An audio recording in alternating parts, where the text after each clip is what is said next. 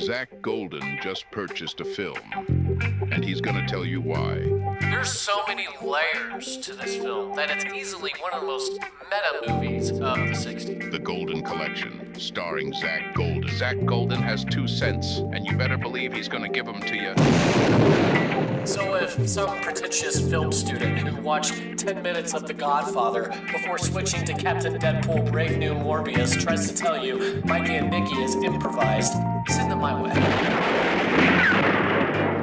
Zach Golden's The Golden Collection.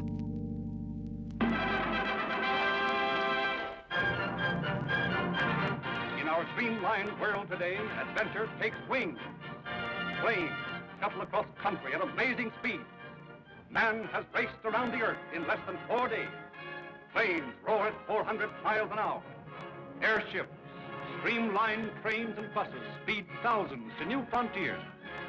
Yet well within the span of our memory, the streamliner of its day, the American Stagecoach, crossed the uncharted rugged West, bringing new people to a new country. Normally, I don't gravitate toward traditional American Westerns. Most of the time, I avoid them altogether because, if I'm being honest, I tend to find them predictable and a little dull.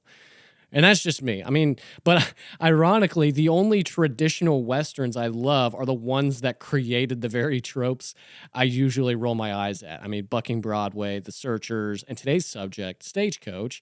And ironically, all of them are directed by John Ford.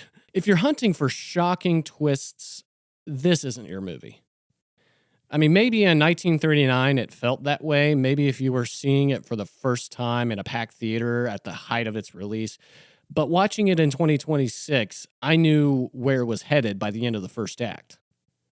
So why did I love this movie so much?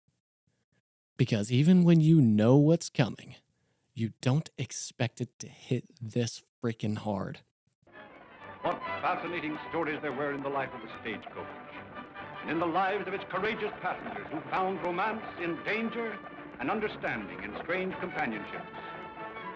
From the adventures of these American frontier characters, John Ford has created a truly great motion picture, Stagecoach, a drama as forceful and as true as The Informer, and as gripping as The Hurricane. First, a little context. I think that often gets muddled. Stagecoach wasn't John Wayne's debut feature, and it wasn't even his first collaboration with John Ford. I mean, Wayne had been around on Ford's film sets since the late 20s, working as a prop boy and an extra in Ford's productions. What this film was, though, was his breakout role. Against studio skepticism, Ford cast Wayne in the lead, and from that moment on, they became one of the defining actor-director pairings in American cinema.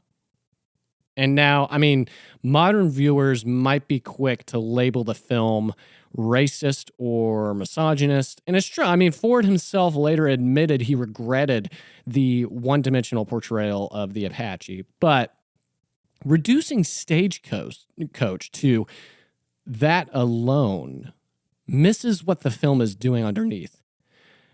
And at its core, this is a story about classism. And no one escapes the scrutiny. I mean, it all treats all classes fairly. The supposed pillars of society, the banker, the respectable citizens, they're all revealed to be corrupt by the end of the film. They're all greedy and cowardly. And meanwhile, the outcasts are the ones that are praised and granted dignity and redemption. And at the emotional center of the film rests the John Wayne character. He's a framed outlaw, and next to him is a prostitute played by Trevor. And by the end, Wayne's name is cleared. Trevor's character is given a path toward renewal, and like classic fairy tale tropes, they ride off together to get married. It's actually really sweet. And meanwhile, the blustering banker who's been hoarding stolen money, he faces his reckoning. I mean, each passenger boards the Stagecoach with their own agenda, their own prejudice, their own secret. And by the time they step off the Stagecoach, some are changed, some are exposed, and some are John Wayne. I don't know what that means. You all hear what the lieutenant said? What are you trying to do, scare somebody? If you'll take my advice, ma'am, you won't take this trip. My husband is with his troops in Dry Fork. If he's in danger, I want to be with him.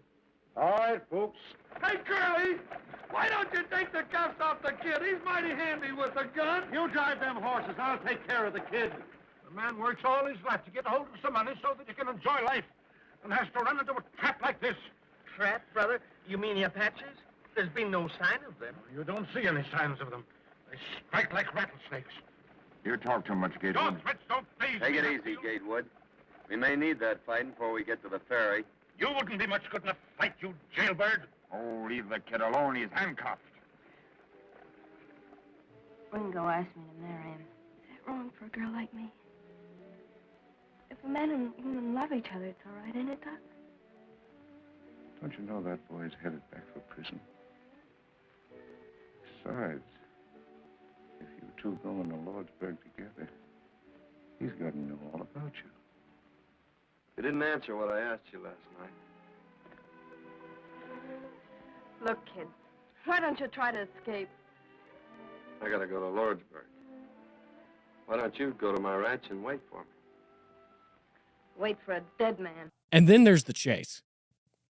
The final Apache pursuit is, in my opinion, the greatest horse chase ever put to film. Nothing else comes close. No modern blockbusters with endless VFX, not even the spaghetti westerns I adore so much. Stagecoach delivers something just raw and visceral. The stunt work alone is staggering. I mean, riders are falling off their horses, and horses are like flipping on the desert ground, and the hooves are pounding, and the horses are crashing and recovering. I mean, the stagecoach barrels across the desert at a speed that feels physically impossible, and yet it's right there in front of your eyes. It's doing it, and most of it. I mean, like I would say, like, aside from certain shots where the background is sort of projected, the whole thing is real. It's all happening right in front of your eyes. It's just there's no digital doubles. There's no safety nets. I mean, it's really just men, horses, dust, gravity, and grit, bro. And the sound design is hot. The score is soaring, and there's John Wayne at the helm firing his rifle like it's a part of his body. It's just pure chaos and choreography at its finest, and there's no other horse chase in cinema that does it that way. And so maybe you're like me. Maybe traditional westerns aren't your thing, but this is John Ford operating on a scale that is just mythic, okay? This is the template. This is the standard that all other westerns are looking to. And beyond a spectacle, beyond the awesomeness of some of these things that would later become tropes, I think there's a lesson here for filmmakers. Don't write off a genre just because you think you've seen it all. Because sometimes the film that invented the cliche is the one that reminds you why they worked it in the first place. And I think sometimes that's exactly the jolt a writer needs or a filmmaker needs to sharpen their own creative instincts.